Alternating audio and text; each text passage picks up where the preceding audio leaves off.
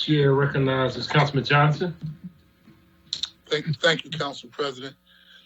Just a couple things I wanted to acknowledge. First and foremost, thank you, Councilman Green. Thank you, Councilman Jones, talking about the ballot position, creating the Office of Victim Advocate.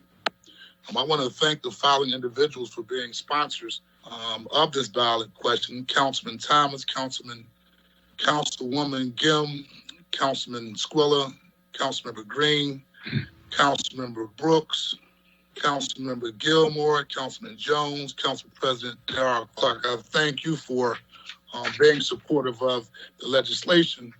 And I don't know if it's misinformation. I know on the state level, there's concern that how the state operates, they have taken more of a punitive approach regarding advocating as it relates to the rights of the victims. But nevertheless, this ballot question has been a result of a year of work with the special committees on gun violence, specifically subcommittee of victims and co-victims of gun violence. And so there are a group of mothers who have lost sons and daughters to gun violence. There are a group of mothers and fathers who will never, ever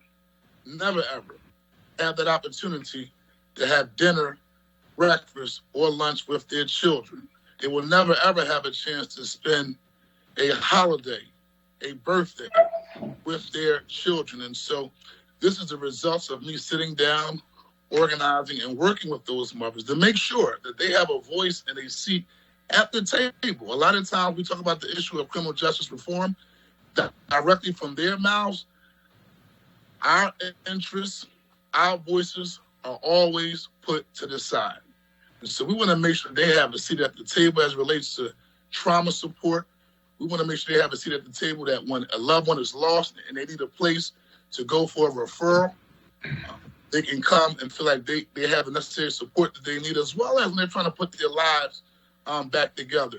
This office will not duplicate any other services that are being done out there, i.e. the district attorney's office, i.e. victim service organizations across the city of Philadelphia.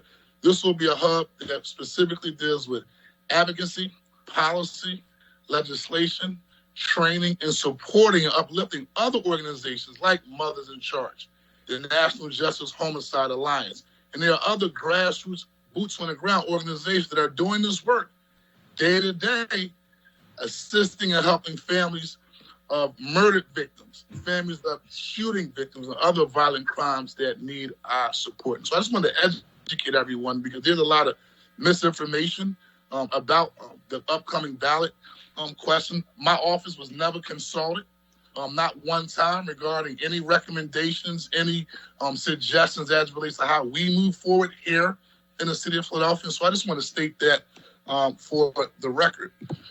Also, I want to acknowledge the work of Council President Darrell Clark as it relates to us moving forward with the lawsuit around regulating our own destinies, specifically around the issue of gun law.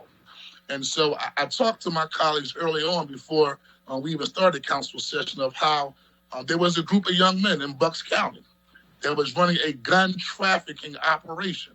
And what they would do is they would go from one store to the next store, purchasing guns legally, and then distributing them and selling those guns on the street.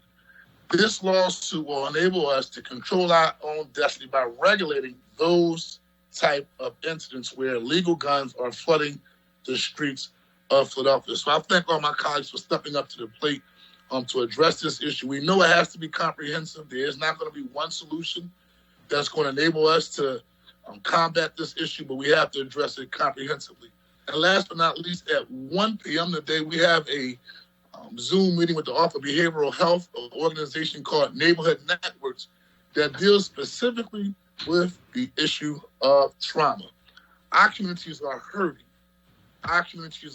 And so we want to figure out, how do we address the issue of trauma? How do we address the issue of grief in our neighborhoods? We know, as I always say, hurt people hurt other people.